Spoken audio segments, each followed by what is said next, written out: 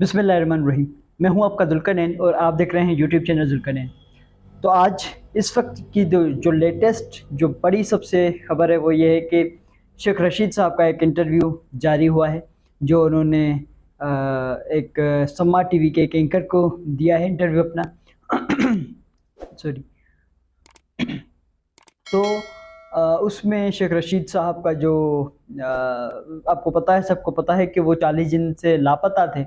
उन्हें अगवा किया गया था और उनके रिश्तेदारों को अगवा किया गया था, फिर उन्हें छोड़ा गया था, ड्राइवर को, इन सबको। लेकिन शेख साहब 40 दिन से गायब थे, लापता थे। लेकिन आज वो मंजर आम पर आ गए और उनका इंटरव्यू आ गया, इंटरव्यू जारी हो गया।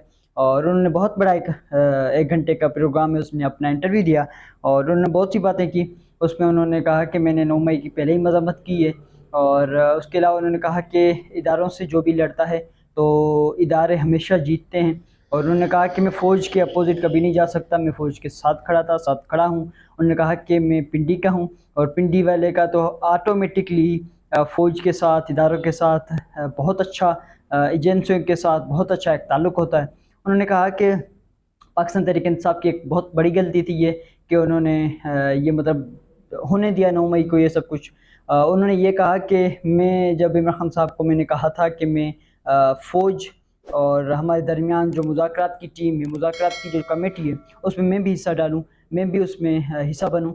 तो उसको भी इमरान खान साहब ने मुस्तरद किया था। उन्होंने कहा था कि शेख साहब आप इस कमेटी का हिस्सा ना बने। उन्होंने कहा कि मैंने 2 मरतबा खान साहब को ऑफ़र की थी कि मुझे मौका दिया जाए कि मैं मुज़ाकरात की कमेटी में जाऊँ। उसके अलावा उन्होंने कहा कि फ़ौज के खिलाफ जाना या इदारों के खिलाफ जाना, ये शुरू से मैं इनके खिलाफ रहा हूँ। उन्होंने कहा कि जो पूरे मुल्क की सिचुएशन है वो एक अलग सिचुएशन है। उन्होंने कहा कि मेरी एक पार्टी है, वो एक छोटी-सी पार्टी है और वो उसकी एक ही सीट है। मैं क्यों लड़ूँगा, मैं क्यों किसी के अपोज़िट जाऊँगा, मैं क्यों करूँगा? और उन्होंने बड़ी बात ये की कि मैं जो उन्होंने अपनी अल्फ़ाज़ में, क्योंकि जो उनकी बॉडी लैंग्वेज थी वो साफ़ ज़ाहिर थी, बता रही थी कि गन पॉइंट पे इंटरव्यू लिया गया है। उन्होंने शुरू में ये भी कहा कि मैंने इंटरव्यू का इसलिए फ़ैसला किया कि ये सीज़न चल रहा है, ये इनका मतलब वो रिवायात चल रही है, कल्चर चल रहा है, तो इस वजह से उसने भी शेख साहब ने कहा कि मैंने भी ये सोचा है कि इंटरव्यू दे दूँ। और शेख साहब ने ये कहा कि मेरी छोटी-सी पार्टी है, मुझे एक सीट से मैं जीता हूँ, एक सीट पे ही रहना चाहता हूँ या ज़्यादा से ज़्यादा 2 सीटों पे, तो मैं क्यों किसी से लड़ूँ, मैं क्यों किसी जाऊँ? उन्होंने कहा कि मेरा हल्का, मेरा जो इलाका है वो छोटा-सा है, लेकिन वो इस पूरे जो मुल्क की ज़िम्मेदारियाँ, पूरे मुल्क के ऐसे इल्ज़ामात मुझे लगा देते हैं, जैसा कि मैं कोई बाइडेन के सामने खड़ा हूँ। उन्होंने कहा कि उनकी, क्योंकि बॉडी लैंग्वेज बिल्कुल क्लियर थी कि उनको गन पॉइंट पे इंटरव्यू लिया जा रहा है उनका, और ये इत्तलात मिली थी सबसे, इससे पहले भी। मैं इसके बाद आपको शेयर करता हूँ।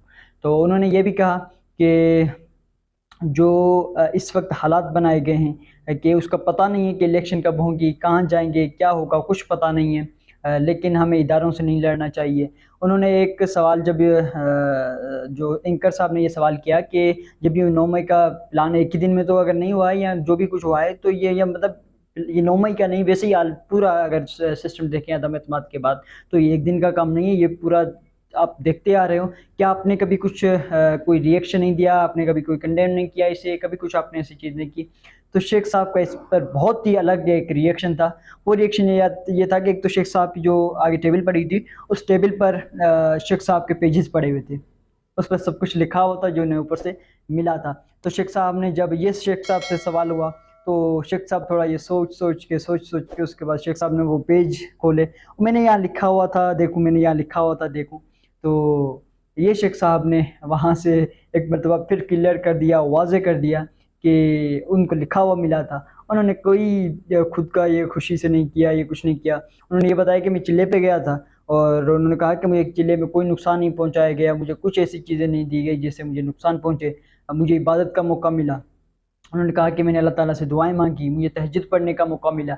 उन्होंने कहा कि उन्होंने एक बहुत बड़ी बात की कि मैं चाहता हूँ कि अल्लाह ताला मुझे हिम्मत दे और मैं जनरल आसिम मुनीर जैसे चीफ़ ऑफ़ आर्मी स्टाफ है, मैं उनके पास जाऊँ और उनसे जाके इल्तिजा करूँ, दरख्वास्त करूँ कि 9 मई के जो भी केसेज़ में इस वक़्त लोग बंद पड़े हुए हैं, जेलों में हैं, उन्हें एक मरतबा माफ़ कर दें और उन्हें रिहा कर दें। ये शेख साहब ने बार-बार इसे 2-3 मरतबा दोहराया कि मैं चाहता हूँ कि आसिम मुनीर साहब मेरी इस दरख्वास्त पर अमल करें और मेरे इस कहने पे मैं चाहता हूँ, मैं ये नियत करके आया हूँ चिल्ले से कि बराए मेहरबानी अल्लाह ताला मेरी ये दुआ कबूल करे और ये जो 9 मई के जिनका कसूर है या जिनका कसूर नहीं है, आम माफ़ी सबको माफ़ कर दिया जाए। ये शेख साहब ने बहुत उन्होंने कहा कि मैं ये वादा करता हूँ, मैं इस पर कोशिश करूँगा कि मैं इन सबको रिहा करवाऊँ।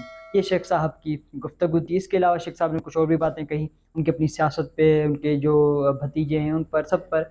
लेकिन कुल मिला के ये है कि शेख साहब को इंटरव्यू गन पॉइंट पर लिया गया। शेख साहब का खुद का इंटरव्यू नहीं था, उनको लिख के दिया गया कि ये सवालात होंगे, इसके ये जवाबात देने हैं, ये सब कुछ करना है। जो इस वक्त सीज़न चल रही है, जिस तरह उस्मान डार हो गए, जिस तरह फ़ारूक हबीब की प्रेस कॉन्फ्रेंस हो गई है, जिस तरह ये होता आ रहा है, सबको पता है क्या हो रहा है। तो इस वजह से कोई घबराने की बात नहीं है, क्योंकि शेख साहब ने तो इससे वाज़े भी कर दिया कि उन लिखा हुआ मिला है। उन्होंने कहा कि वो लिखा हुआ था, तो ये बात तो वाज़े हो जाती है।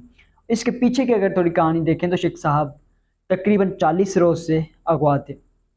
उन्हें अगवा किया गया था और उनका कुछ पता नहीं था कहाँ, उनके साथ में ड्राइवर वगैरह और उनके रिश्तेदारों को उठाया गया था, लेकिन उन्हें फिर कुछ दिनों के गैप के बाद छोड़ दिया गया था। लेकिन शेख साहब को अभी तक अंदर रखा हुआ था। उसके बाद इत्तलात ये आ रही थी कि शेख साहब के साथ ऐसा तशद्दुद और ऐसे हालात उनके साथ किए गए, इससे कुछ उनके टॉर्चर किया गया, ज़हनी टॉर्चर और फिज़िकली टॉर्चर। तो उन्होंने आखिर में मतलब हार मानी और उन्होंने कहा कि ठीक है, जिस तरह कहेंगे उस तरह मैं करूँगा और कहूँगा। उसके बाद भी मतलब शेख साहब आखिर तक, ये इंटरव्यू तक ये इत्तलात हैं कि वो मतलब आखिर तक ये लड़ते रहे और करते रहे कि नहीं कर सकता, मैं ये नहीं कर सकता। लेकिन आखिर में भी इंटरव्यू तक उनके साथ लोग मौजूद थे, नामालूम लोग मौजूद थे, जिन्होंने इंटरव्यू तक मौजूद रहे और अपना जो इंटरव्यू लिखा हुआ था वो बिल्कुल शेख साहब को पढ़वाया। और मतलब शेख साहब के साथ नाजायज़ी और जो जुल्म और बर्बरियत जो बाकियों के साथ की गई, इसी तरह शेख साहब के साथ भी की गई और फिर शेख साहब का इंटरव्यू आज नशर कर दिया गया। ये थे हक़ाइक़ शेख साहब की प्रेस कॉन्फ्रेंस के। उसके अलावा आज पाकिस्तान तहरीक-ए-इंसाफ के एक रहनुमा हैं, नौजवान रहनुमा हैं, कामरान बगेश, उन्हें अगवा कर लिया गया है। उनके भाई ने जो फ़नान अब हैं बंगेश साहब, उन्होंने एक दरख्वास्त दी है मुतल्लिका थाने में कि हमारा उसका भाई अगवा हुआ है। लेकिन सबको पता है कौन अगवा कर रहा है, कौन क्या कर रहा है, सबको पता है। और हम दुआ करते हैं कि उनकी और उन समय जो भी अगवा हैं, जो भी लापता हैं, उनकी जल्द रिहाई नसीब हो। उसके अलावा जो मुस्लिम लीग नून है, वो उनके आज चांद रात है और उनका आज फिर से जायज़े के तौर पर एक मीनार पाकिस्तान पे दौरा है नून लीग की क़यादत का। और अजीब-व-गरीब उनकी वीडियोज़ आ रही है, उनकी जो और वही सिस्टम जो कुछ रोज़ पहले जो वलीमा टाइप रखा गया था, वही कल के जलसे के लिए भी रखा गया है। कल वो भगोड़ा, इश्तियारी, डाकू, मुल्क लूटने वाला नवाज़ शरीफ वापसी आ रहा है, वतन वापसी आ रहा है और उसका इस्तकबाल किया जाएगा। लेकिन इत्तलात ये हैं कि उनका जो इस्तकबाल के वक़्त मतलब थोड़ा-सा टाइम आगे पीछे जो एक तैयारा होगा, एक जो हवाई जहाज़ के थ्रू पूरे लाहौर में ऊपर से फूल की पत्तियाँ फेंकी जाएँगी और नवाज़ शरीफ के लिए मतलब ये इससे पता नहीं क्या होगा। लोग तो इनको वोट देने वाले नहीं हैं, लेकिन उसके बाद भी ये पता नहीं किन के आइडियाज़ होते हैं, इस तरह नाकाम आइडियाज़।